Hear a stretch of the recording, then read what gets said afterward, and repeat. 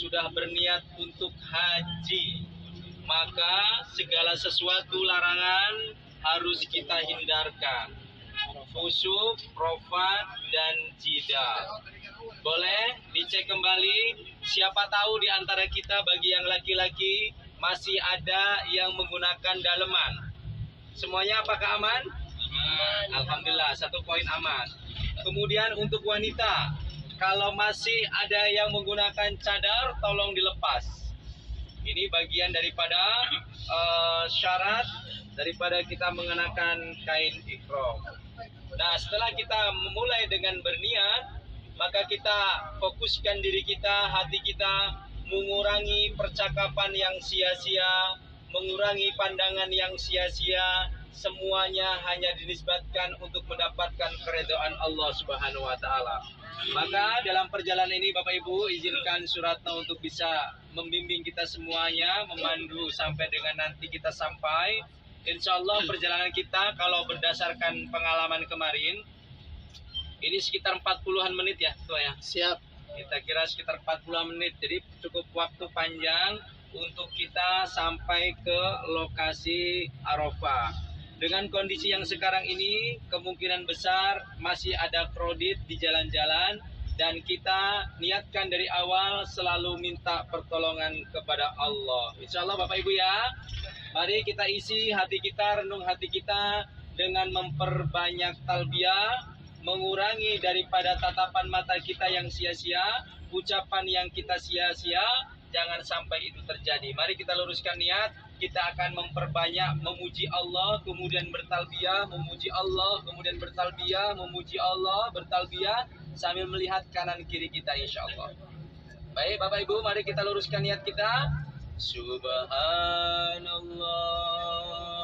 walhamdulillah wala ilaha illallah wallahu akbar.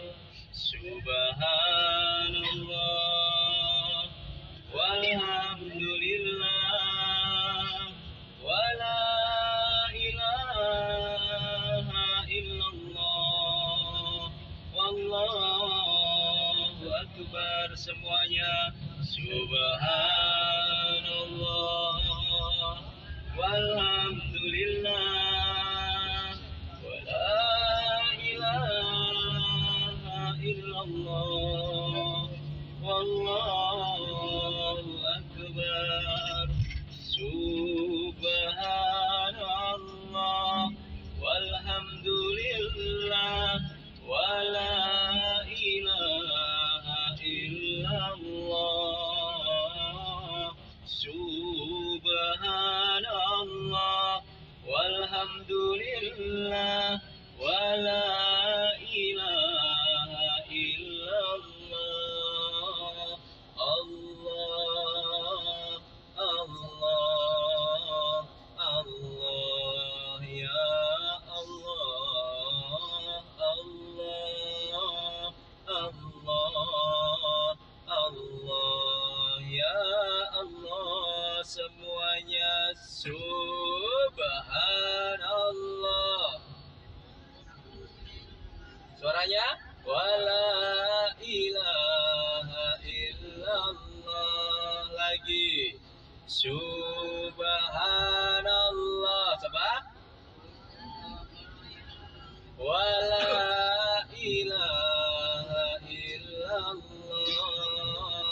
Allah, Allah, Allah, ya Allah, Allah, Allah, Allah, ya Allah. Lagi subhanallah.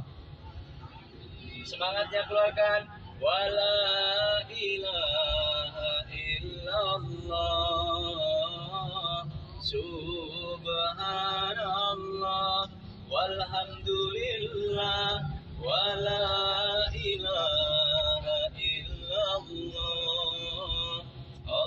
Alhamda wan ni'mata laka wal mulk la syarika لك لا شريك لك لبيك اللهم لبيك لبيك اللهم لبيك لبيك لا شريك لك لبيك لبيك لا شريك لك لبيك إن الحمد إن الحمد والنعمة والنعمة لك والملك لك والملك لا شريك لك لا شريك لك لبيك اللهم لبيك لبيك لا شريك لك لبيك إن الحمد والنعمة لك والملك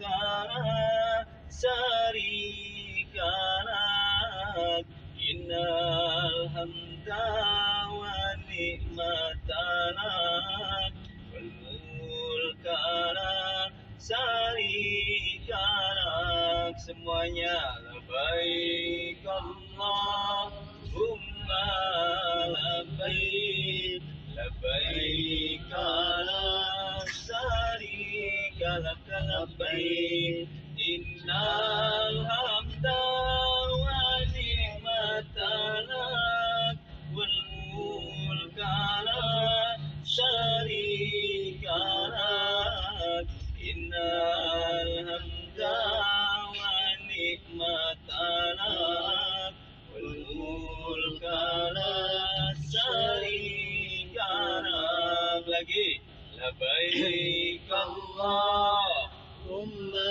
لبيك labbaik la شريك لك لبيك innal hamda نعمة لك wal mulka la syarika lak innal hamda wa ni'mata lak wal mulka la syarika lak. Bapak Ibu, sambil mengisi kosongnya waktu kita sama-sama sambil kita belajar mengingat-ingat kembali apa yang mungkin Bapak Ibu pernah baca, pernah pelajari pada saat manasik. Izin Ustadz mengingatkan kembali agar kita semakin afdol, semakin paham tentang masalah manasik kita semuanya. Bapak Ibu, bahwasanya hari ini 8 Zulhijjah, kita jamaah haji Indonesia khususnya dan rombongan kita ini dalamnya rombongan berapa aja ini? 7 berapa lagi? 6 7 6, 5 ya? 6 5 5, 6, 7 ya? ya. Oke, 8, 9 tadi sudah duluan ya. Nah Bapak Ibu, kita ini melaksanakan haji namanya haji tamattu. Kenapa dinamai tamattu? Karena kita bersenang-senang. Harusnya kita kalau mau melaksanakan haji yang ifrad, harusnya kita haji dulu baru melaksanakan umroh. Tapi kita dimulai dengan umroh terlebih dahulu, baru menyelesaikan hajinya. Maka ketika kita mengambil umroh sudah selesai, kemudian kita sudah bertahalul, maka kita memakai baju seperti biasa, seperti di kampung kita. Ya. Dan setelah itu kita bisa bersenang-senang, maka disebutnya haji tamattu. Syaratnya haji tamattu supaya sah. Dengan bersenang-senangnya tersebut kita membayar dam, yaitu memotong 1 ekor kambing. Semuanya insya Allah sudah ya? Sudah semuanya aman insya Allah. Alhamdulillah, berarti syarat 1 daripada haji tamattu kita sudah tertunaikan. Nah tadi kita dari hotel kita sudah melaksanakan wudu ya, sudah bersuci, sudah mandi ikhram, atau ada yang mungkin mandi junub seperti itu ya. Nah, ini bagian daripada sunnah kita melaksanakan daripada haji tamattu kita. Kemudian setelah itu saat ini kita sudah berpakaian ihram ya, sudah niat semuanya, tadi sudah dipimpin oleh ketua kita labbaik Allahumma hajjan nawaitul hajja wa ahramtu bihi lillahi ta'ala. Artinya kita sudah berserah diri Bapak Ibu. Saya berniat memenuhi panggilanmu ya Allah. 12 tahun sudah kita menunggu. Inilah hari Bapak Ibu yang diperes bahasanya seperti ini. Dari umur kita taruhlah dikasih umur sekitar misalkan kita sama dengan baginda Rasulullah 63 tahun, maka ada waktu yang spesial untuk mendapatkan perjalanan wukuf kita semuanya, mendapatkan dosa-dosa kita yang menggunung tinggi, dosa-dosa yang begitu banyak. Oleh karena itu kita akan meminta ampun saatnya esok hari kita wukuf di Arafah. Nah Bapak Ibu, kalau melihat dari jam kita semuanya ini sudah masuk waktu zuhur, maka izin kita kumandangkan azan. Nanti masalah kita mau sholatnya di jamak takhir ya, atau di jamak takdim di sana saja. Kayaknya kalau ini masih biasa aja. Mulai besok. Ya, Mulai besok. besok saja. Kita masih tetap biasa ya. Berarti Iya. kita sampai di sana dulu. Iya. Artinya kita pending dulu sholatnya ya. Iya. Ya, jadi Bapak Ibu, sunnah kita ketika mendengarkan waktu azan, Rasulullah pesankan as-sholatu ala waktiha, sholat tepat pada waktunya. Nah, kita akan kumandangkan azan terlebih dahulu. Nanti insya Allah sampai di sana kita akan sholat seperti biasa zuhur dan asar sesuai dengan waktunya. Kemudian esok hari baru kita mulai setelah kita melaksanakan daripada khutbah Arafah, maka kita menjamak takdim qashar di awal zuhur. Oleh karena itu Bapak Ibu, saya izin untuk berkumandang azan terlebih dahulu. Boleh diresapi, boleh dinikmati. Inilah perjalanan mendengarkan suara azan, sehingga nanti waktu kita pulang ke Indonesia, saat kita mendengarkan azan, kita rasanya nggak karu-karuan kalau nggak langsung sholat. Yang biasa sibuk ditinggalkan terlebih dahulu. Saya izin mengumandangkan azan, boleh dinikmati, boleh sambil beristirahat, karena sholat kita nanti ketika sudah sampai di lokasi tempat kita, insya Allah berniat mengambil di sana semuanya untuk mengawali daripada puncak Arafah kita semuanya. Baik, saya izin untuk azan. Bismillah. Allahu Akbar, Allah.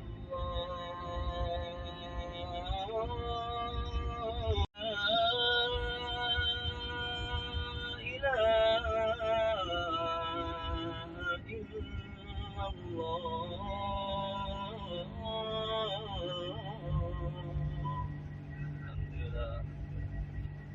Allahumma rabbana ya rabbana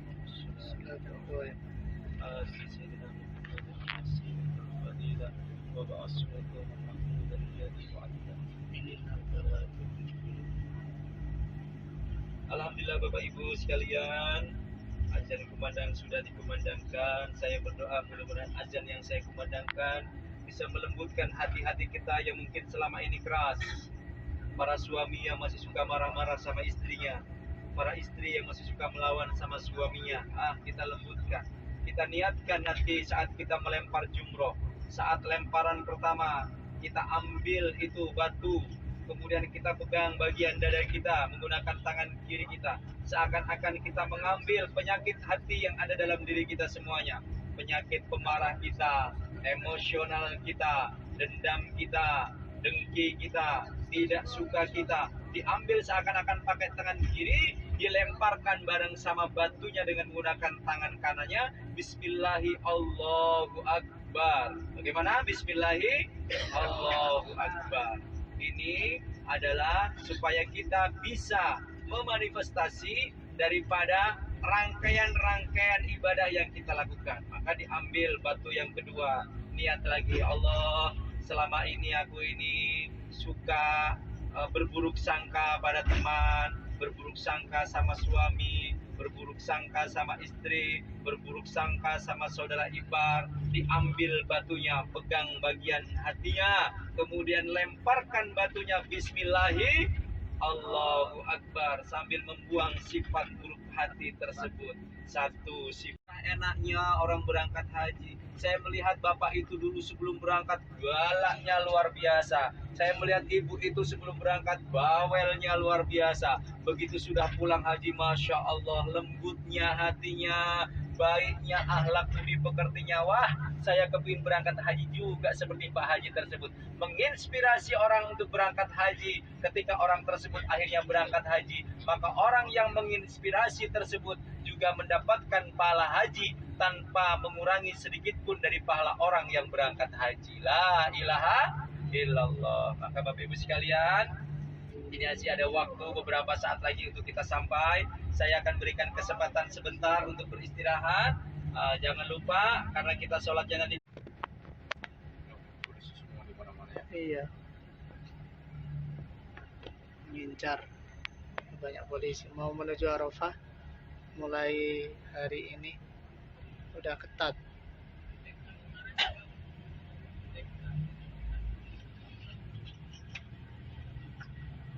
Pak Samsul, wifi-nya boleh dihidupkan Pak Samsul.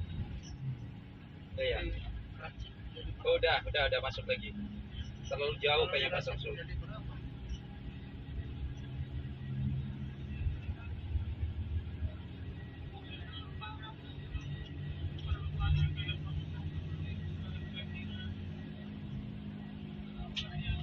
Segera Desa Kota Mekah.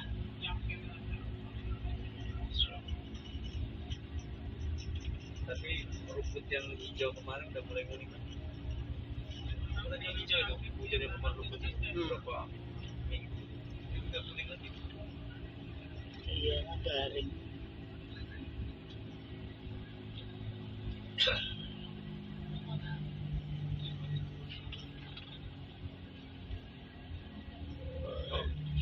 Per 200-300 meter polisi lagi. Nanti ini lagi.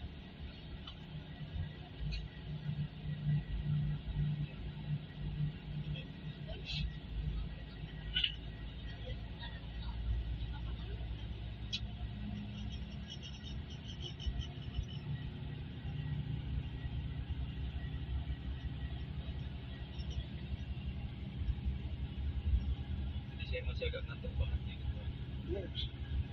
Tadi pagi mau istirahat banyak tamu Yang ke kamar. ada ibu-ibu yang muncul, ada yang nangis, ada yang di rumahnya Syekh Sudais ya, salah satu imam Masjidil Haram. Kompleknya ada di sebelah kanan kita itu Bapak Ibu, Masya Allah. Jadi kalau kita pernah mendengar Syekh Sudais, kisahnya mungkin sambil merem-merem sambil ngantuk-ngantuk saya ceritakan ini kisah supaya Bapak Ibu ketika berucap dengan anak-anak itu yang baik. Biasanya kita ini kan kalau ngomong dengan anak ini terkadang karena kita marah, emosi, terkadang kita melampaui batas begitu ya. Ini ya perumahan elit yang ada di sini salah satunya. Dan satu hari itu ada seorang bapak. Ini suara Ustadz terdengar nggak Bu? Sambil merem-merem nggak apa-apa ya Bu ya? Oh, banyak Ya terdengar ya Bu ya?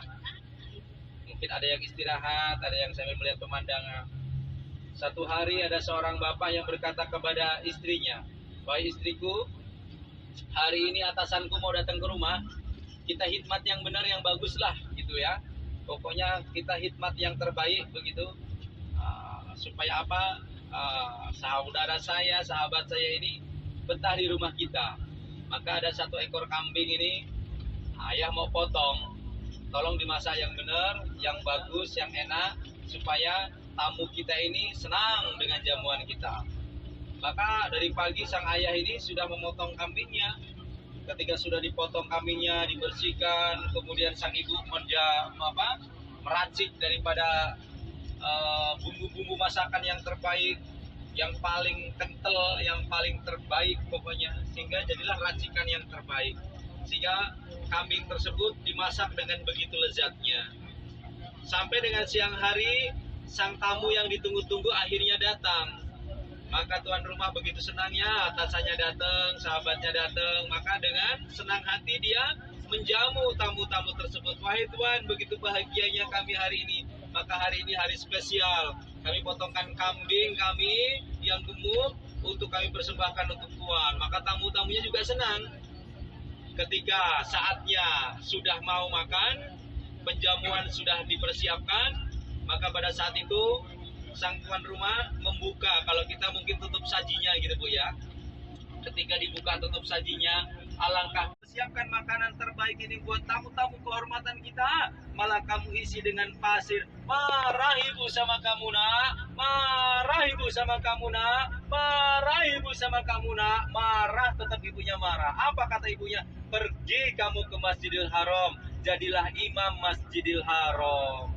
Perhatikan kata-kata tersebut Bapak Ibu. Dalam kondisi marah, selang beberapa belas tahun kemudian, lahirlah itu sosok imam yang sampai dengan sekarang suaranya indah terdengar seluruh dunia. Ialah Syekh Abdurrahman As-Sudais.